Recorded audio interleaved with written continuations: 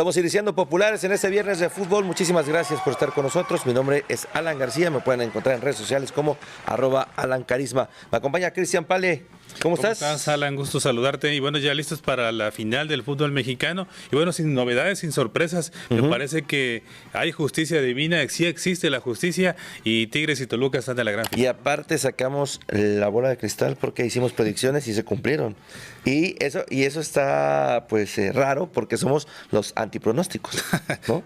Somos como Oigan, Miguel Salazar. Tenemos la del Atlante porque bueno, pues después de la junta de dueños durante esta semana ya pues digámoslo así, se hizo oficial, ¿no? De que va a regresar a Atlante, el Potro de Hierro, relincha. Sí, esa información que le sirve a un sector mínimo de la población de México, pero finalmente le sirve, entre ellos a Miguel Salazar, que es el único veracruzano que le va al Atlante en el estado de Veracruz, pero finalmente el Atlante va a regresar, es de los equipos que no tienen un estadio propio, pero que finalmente sí tiene mucha tradición, mucha historia y cultura. Bromeamos con lo de su afición porque sin duda tiene una afición realmente muy noble en todo el país, el equipo de los Potros de Hierro del Atlante, que regresaría, pero con el nombre de la plaza del Mazatlán. Del Mazatlán. Del Mazatlán, ¿no? Qué bueno, historia que su dueño está buscando deshacerse de varias, pues digamos, bienes que tenga, justamente, pues por temas ya personales de él, ¿no? Pero pues repercute en lo deportivo. Oye, qué triste lo de Mazatlán, ¿no? Porque es una afición que de alguna forma, pues, tiene una muy corta estancia en la primera división y que es una ciudad muy preciosa, muy bonita en general, económicamente importante, pero que de alguna forma, pues, su existencia en el fútbol termina siendo pues realmente muy corta, ¿no? Tienen 6 meses más de fútbol, nada más. Sí. Bueno, por ejemplo, también hablando de la cronología de lo que ha sido pues equipo nómada, porque ha estado mudándose, ¿no? A lo largo de su historia en diferentes estadios, pero digamos de las más recientes, jugó del 2004 al 2007 en el Estadio Azteca, del 2007 al 2020 en el Andrés Quintana Roo, después del 2020 al 2024 en el Ciudad de los Deportes y del 2025 ha estado jugando en el Coruco Díaz. Sí, es un equipo que ha estado viajando por diferentes lados y pues de alguna forma la última vez que el Atlante fue campeón en la primera edición fue con Chamagol, imagínate. O sea, Chamagol. Estamos hablando de que fue en Cancún, donde pues más o menos sí tuvo una historia exitosa en esa última etapa importante que tuvo los Potros de Hierro. Y que, si no mal recuerdo, estaba por ahí un tocayo africano, Alan Kong. Sí, Alan Kong, exactamente, de Camerún, parte de esa historia más reciente del Atlante. Otro de los cambios que se rumoran, no es algo oficial, pero el equipo del Atlas estaría ya dejando lo que es su plaza. Este cambio sí me sorprende, porque también es un equipo con mucha tradición, con mucho arraigo, y que sin duda dejaría vacante esa plaza importante del fútbol mexicano, la que comparte con el equipo de las Chivas. ¿Y a dónde iría? Hay rumores, suspiros, anhelos, no sé qué tan reales, de que pudiera ser Veracruz quien levante la mano, aunque eso aún no está definido, Alan, pero finalmente ya hay una aspiración legítima de alguna forma de sus dueños de cambiar de plaza, ¿no? Y ya nada más para terminar rapidito el tema del Atlante, pues jugadores históricos de esta franquicia, pues recordemos también de los más de nuestra época, ¿no? Porque si nos vamos muy atrás también, Cristian, pues como que no nos tocaron a muchos jugadores, pero Federico Vilar, uno de los grandes arqueros extranjeros que ha tenido el fútbol mexicano, que bueno, no concluyó su carrera en el Atlante, pero que fue uno de los grandes referentes de este equipo durante muchos años. Sí, jugadores importantes como Sague, Luis García, Nacho Ambriz, el propio Archie Flores, en fin, tuvo una gran camada de jugadores. Hubo un momento en que de repente el Atlante era como que la sucursal del grupo de los Azcárraga, ¿no? También había jugadores del América que pasaban al Atlante. Y después fue el Necaxa también. Después fue el Necaxa, en fin, fue dirigido también el San Luis también fue. La Volpe, de ahí vino a la Volpe al fútbol mexicano, ¿no? Correcto, sí es cierto, que de ahí da el brinco de jugador a director técnico. Y hay una anécdota, pues no chistosa, ¿no? Pero estas anécdotas extrañas que deja el fútbol en un duelo entre Santos y Atlante allá en la comarca, por ahí iniciado el segundo tiempo, se empiezan a escuchar pues detonaciones afuera del estadio. Correcto. Y el primero que sale corriendo es Federico Vilar, sale corriendo hacia los vestidores, y bueno, después de él, todos los jugadores se van a resguardar, toda la afición empieza también a dejar el inmueble, ¿no? Pero también decías de Sebastián González de Chamagol, Luis Gabriel Rey, ¿no? También de los últimos. Canguro. Que también su tradicional festejo, ¿no? Además de, desde luego también, pues el Hobbit Bermúdez, ¿no? Sí, Martín Ovaldi, o sea, tuvo grandes jugadores que... Giancarlo Maldonado. Giancarlo, el venezolano, tremendo goleador el venezolano. Y bueno, pues ahí están algunos de los jugadores que, pues digamos, más recientes hicieron historia con el Atlante. Ya más atrás, Daniel Guzmán, Luis Miguel Salvador, Félix Fernández en la portería, ¿no? O sea, hasta tuvo también la fortuna de tener del Atlante a Jorge Campos, una etapa también siendo jugador delantero y portero a la vez, ¿no? Sí, correcto. Estaba por ahí viendo un video acerca de justamente Luis García, de las pocas veces que lo expulsaron en su carrera. Fue con el Atlante. Perdiendo la cabeza, ¿no? Perdiendo la cabeza en momentos, ¿no? Bueno, mi querido Cris, también esta semana hubo pues actividad, digamos, dentro del fútbol, pero de pantaloncillo largo, junta de dueños, se quedaron ahí algunas cosas. Una de ellas es el regreso del Atlante, pero también otro de los temas importantes que deja esta junta de dueños es la anulación del play-in. Se anula, yo creo que también porque se dieron cuenta que en los 4 torneos que lo dejaron, aproximadamente creo que fueron 4 si no mal recuerdo, el 7 y el 8 avanzaron, sin problema. Sí, pero creo que también obedece más bien a que viene el año mundialista y que se apretan los calendarios y por lo que yo entiendo, aunque no fueron muy claros en ese sentido, solamente es la anulación del play-in para el siguiente torneo. Solo para el siguiente torneo, por lo apretado que van a estar los calendarios, porque tenemos que tener campeón al finalizar mayo del próximo año. Entonces creo que el play-in sí va a continuar, porque independientemente que en lo deportivo, que creo que es lo que menos les interesa a los dueños, sí, eso sí. En lo económico es darle respiro y una taquilla a los clubes que están involucrados, ¿no?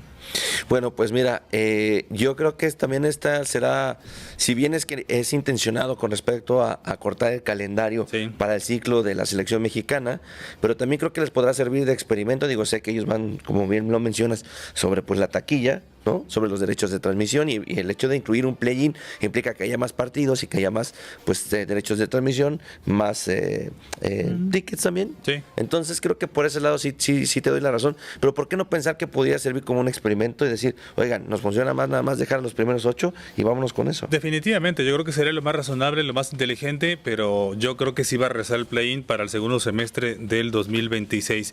Y de los cambios también que se hicieron saber es que el torneo va a arrancar el próximo 9 de enero.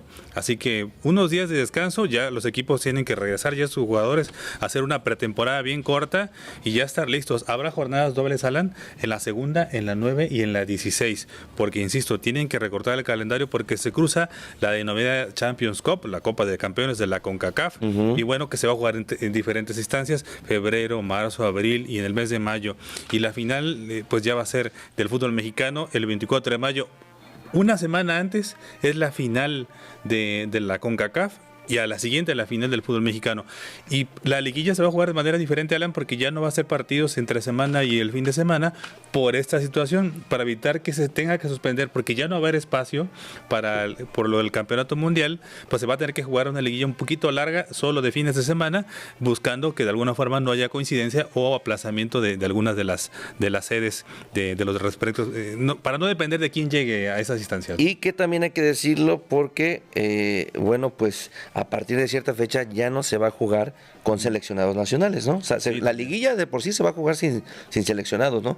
Que bueno, pues la gran mayoría son de la Liga MX, son pocos o son contados los que vienen de Europa o los que vendrán de la MLS, ¿no? Sí, un torneo muy agridulce, ¿no? Y una de las novedades, no sé si nos adelantamos, Alan, es que también ayer comentaron en esa reunión de directivos, es que ya se están anticipando a que pase lo que pase en el próximo campeonato mundial, gane, pierde, le vaya muy bien, llega el quinto, sexto partido, séptimo a la selección mexicana, Rafa Márquez ya fue ratificado para ser el entrenador en el siguiente proceso mundialista. Entonces, eso me parece que es bueno porque de alguna forma es darle ya continuidad y como que fue echar una cubeta de agua, Alan, a esa posibilidad que se estaba manejando en las últimas horas de que Rafa Márquez iría como nuevo entrenador del Monterrey. No, bueno, pues sobre todo...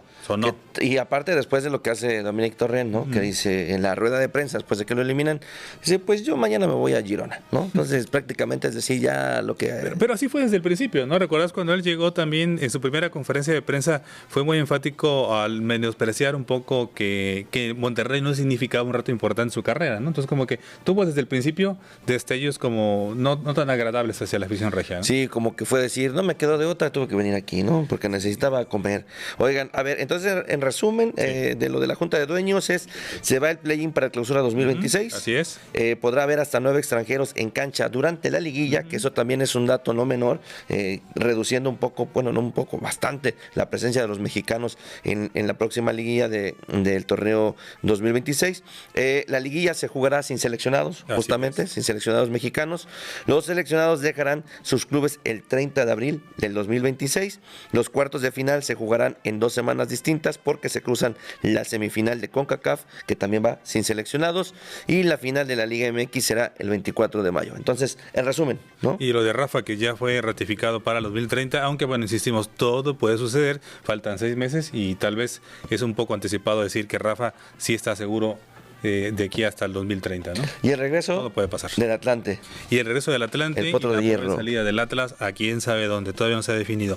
En cuanto a la final, Alan, que bueno, de alguna forma se juega esta semana, miércoles y domingo, el partido de vueltas el próximo domingo a las 7 de la noche en la Bombonera del estadio de Mesio 10. Jueves y domingo es la final.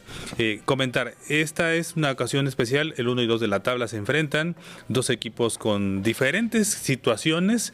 Tigres me parece que tal vez en un proceso de reconstrucción sí tiene algunos veteranos como Aquino, como el propio Guiñac, ¿no? Nahuel Guzmán, pero sí ha ido poco a poco dándole chance a algunos mexicanos que ha comprado otros equipos o que tiene en su cantera y más a otros jugadores que ha adquirido, pero poco a poco ha ido rejuveneciéndose, dejando atrás ya todas esas pieles que arrastraba de la era del Tuca Ferretti, ¿no?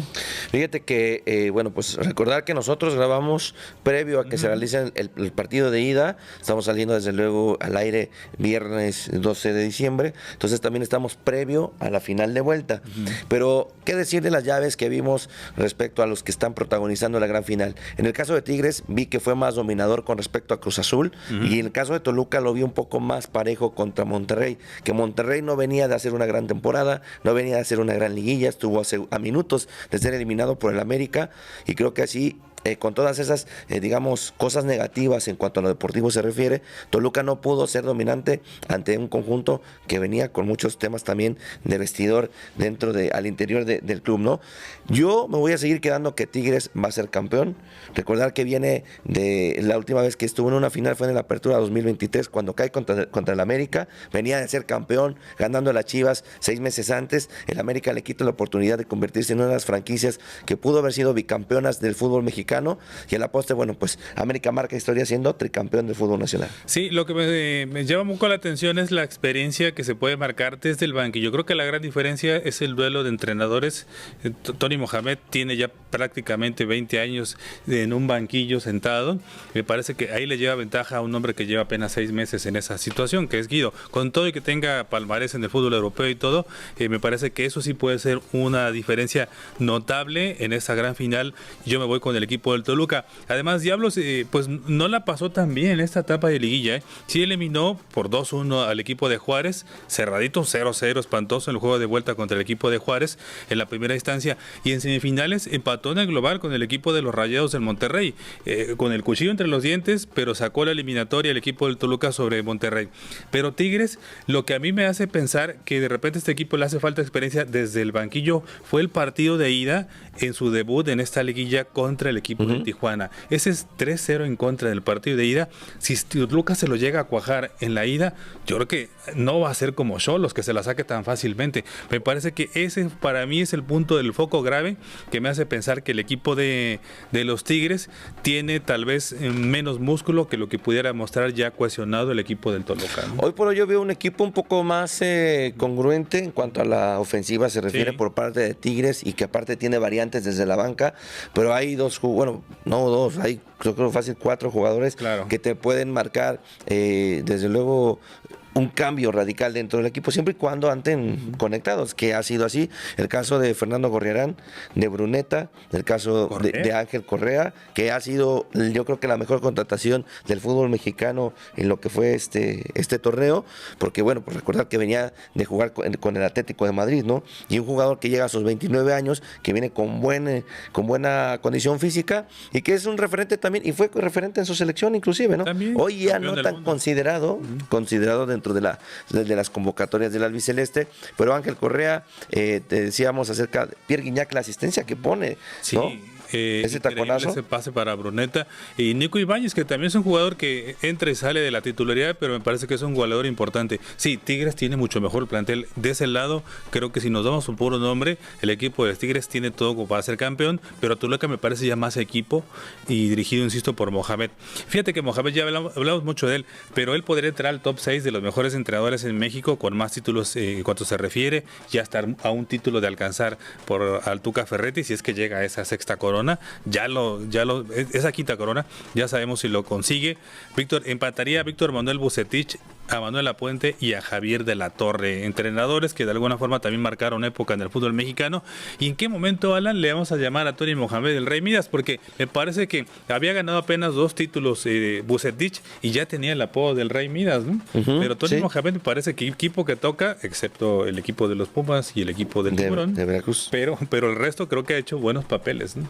Y que no nos parezca extraño que empiece a considerarse en los próximos meses candidateado para la selección mexicana, porque así somos resultadistas. O sea, si es campeón, si es bicampeón con Toluca, va a empezar a sonar, bueno, el próximo heredero a la selección mexicana será Antonio Mohamed. No me extrañaría. Puede ser, la verdad es que, y iba a comentar una característica de Antonio Mohamed.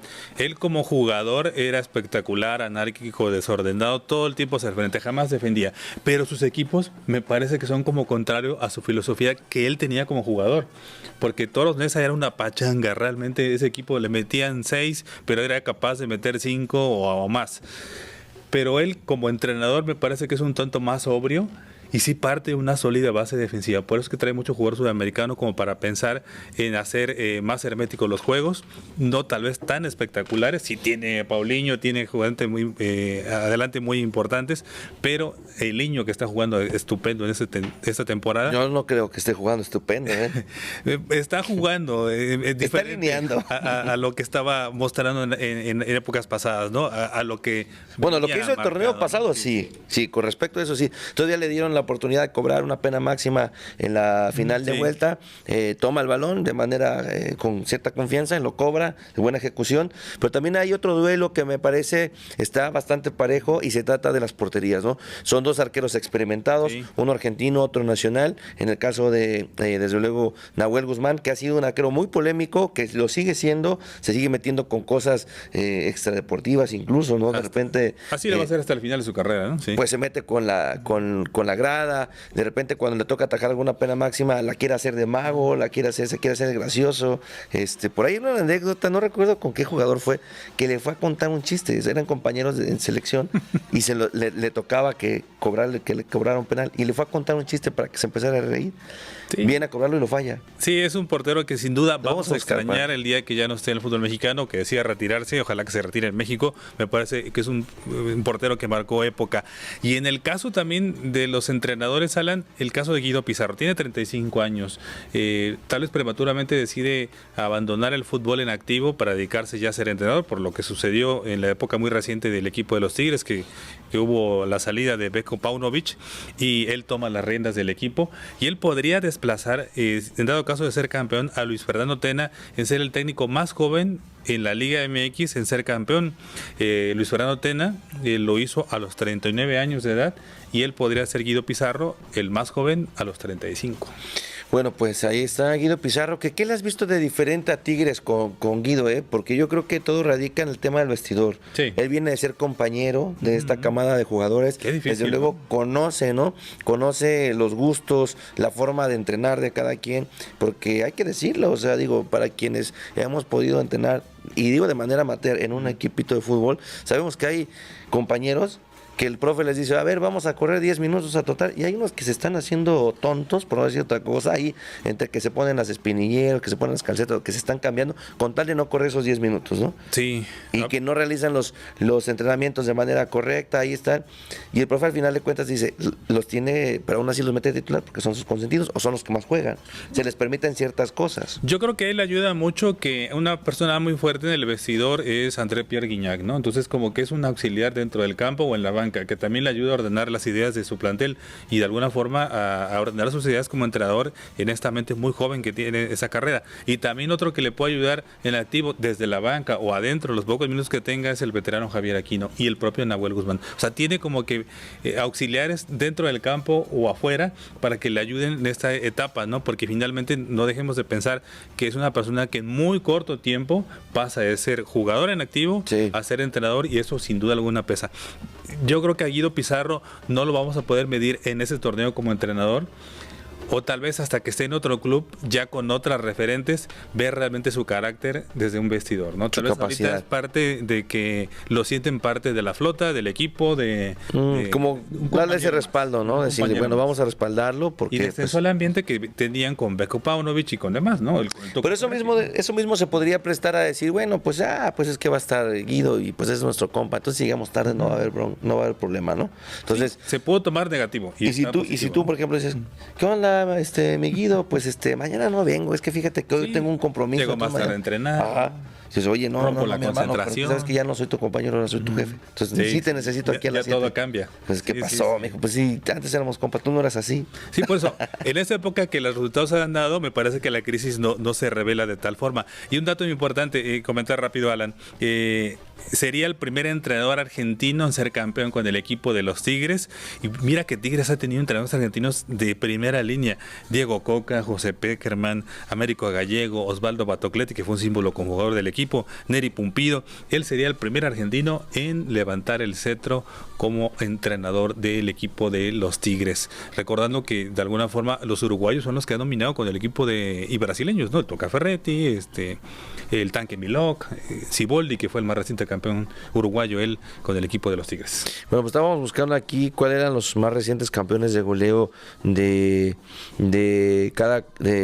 conjunto, pero bueno, en el caso de Toluca, pues Paulinho, ¿no? Sí, Paulinho. Con 3 títulos de goleo, Apertura 2024, Clausura 2025 y Apertura 2025. 13, 12 y 12 en los últimos 2. Ahora, no sabemos si va a ser el adiós de Guiñac, aunque ya salió el presidente, el señor Culebro, a decir que no, que tienen contrato vigente tanto Nahuel como Guiñac, así que no tomemos como nostálgico la final del domingo, como que sería lo último que veríamos ese par. Tienen contrato vigente, salvo que otra cosa ocurra, los dos los tendremos todavía para el 2026 con la afición felina. Oye, pero ya lo dijimos, bueno, también del otro lado está Hugo González en la portería. Hugo González. ¿No? Que es un muy buen arquero que empezó a tomar mayor, creo que calidad y sobriedad dentro del arco, ya en una veteranía, ¿no? Porque recordar su paso con América, con Necaxa, con el mismo Monterrey, era un arquero que la verdad sí tenía de repente ciertos errores que parecían de trámite, no balones de trámite, que cualquier arquero con experiencia podría solventar, y gracias a esos errores pues terminó relegado en el Mazatlán, ¿no? Termina relegado en el Mazatlán. Toluca se ve ahí que en problemas cuando sale Volpi y necesita de hacerse de un arquero que tenga experiencia en el fútbol mexicano, lo manda a traer y ha respondido de una manera bastante contundente. Sí, bien elegido, pero yo voy con Toluca, tú vas con Tigres, ¿no? Yo voy con Tigres, yo creo que Tigres es campeón. Ya veremos el próximo domingo se realiza la final de vuelta y el próximo viernes lo estaremos platicando. Así es, con mucho gusto. Bueno, pues así llegamos al final de esta misión de Los Populares. Nos encuentran como @Los Populares en todas las plataformas, a nuestro productor como @IFotógrafo. ¿Tus redes sociales, Cristian? Sí, ahora Cristian Pales 09 en TikTok. Perfecto. Y a mí me encuentran como @Alan Carisma. Entonces, bueno, pues ahí está, señores. Felicidades a todos los aficionados del Atlante y que gane el mejor, Tigres o Toluca. Hasta luego. Voy Tigres, Toluca. Bueno, ahí está.